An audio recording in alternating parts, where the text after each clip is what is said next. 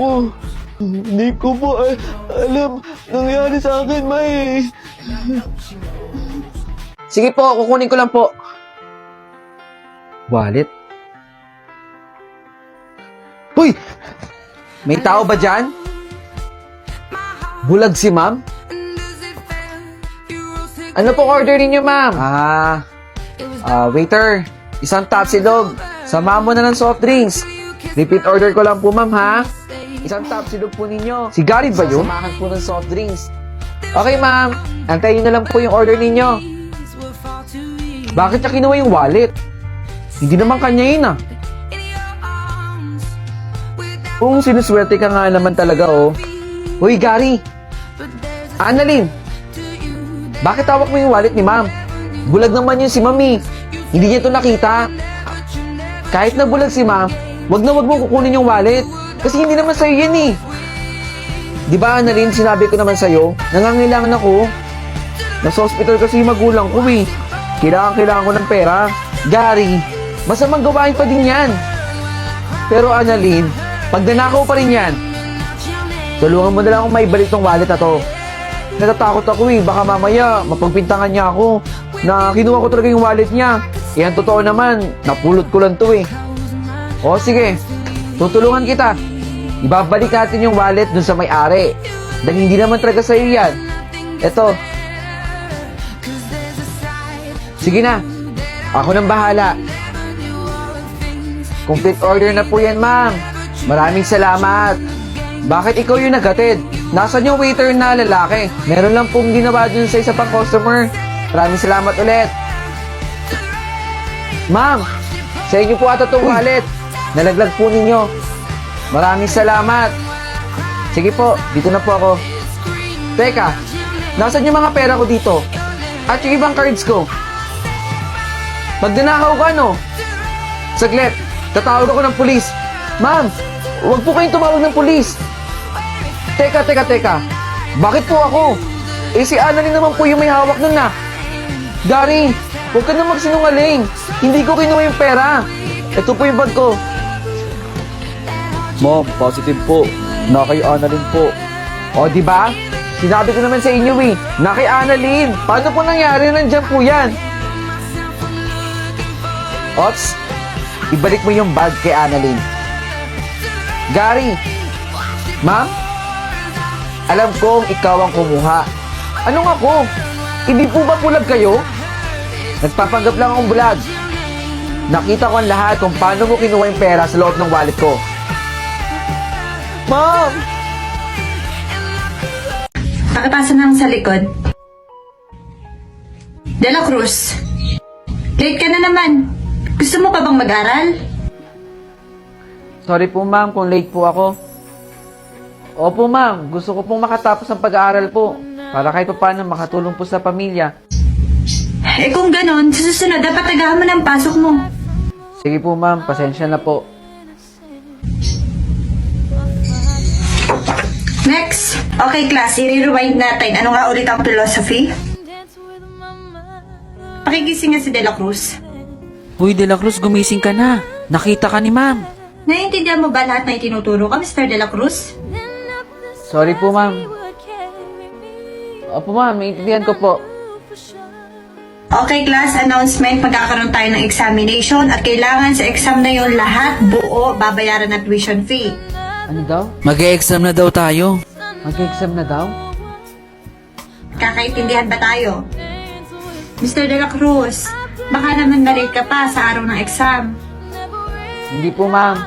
Sisikapin ko pong makapasok ng maaga po. Order nga ng burger with fries. Ikaw po pala yun ma'am. Mr. De La Cruz, dito ka nagtatrabaho? Opo. Dito po ako nagtatrabaho. Ma'am, pasensya na po pala kung palagi po ako late sa klase ninyo. Kailangan ko lang pong kumayod para po sa pag-aaral ko. Sisikapin ko pong makapasok ng maaga po sa klase ninyo. Pagkatapos ko po dito sa trabaho, nag-aaral po ako ng maayos. At pinipilit ko pong intindihin lahat ng tinuturo po ninyo sa amin. Kaya sorry po ma'am. Ayaw nga pala, Mr. De La Cruz. Meron nga pala bagong proyekto si Senator Win para sa mga college student. Talaga po? Magigilibre ng ating tuition fee. Malaking bagay po yun. Sa mga katulad ko pong working student. Makakapagtapos na po kami ng pag-aaral. Dahil gusto ni Senator Win na makapagtapos ang bawat batang Pilipino ng pag-aaral. Ano kala mo, kuya? Matatalo mo ako dito? Ano yung sinasabi mo? Ayoko ang itang kalabanin kasi magkapatid tayo eh. Simulan natin, kuya.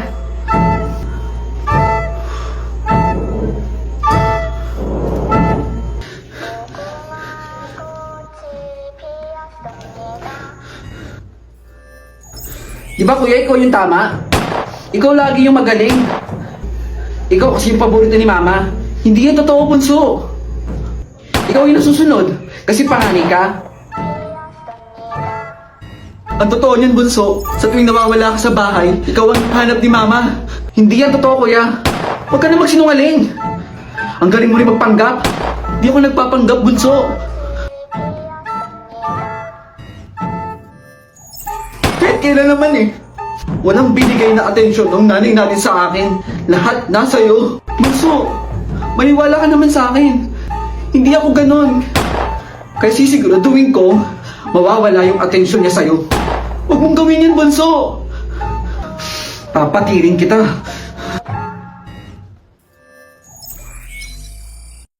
Player 324 eliminated. Bunso! Fly me to the moon and let me play among the stars. Let me see what spring is like on Jupiter and Mars. In other words, hold my hand. In other words, darling, kiss me. Fill my heart with song and let me sing forevermore. You are all Huwag mag-alala, ipikit ang iyong mata, tanan. Pahinga muna, ako na. Huwag mag-alala, ipikit ang iyong mata, tanan. Pahinga muna, ako nang bahala. Mas masalamat gusto, yung nagawa mapa. Pahinga muna, ako na.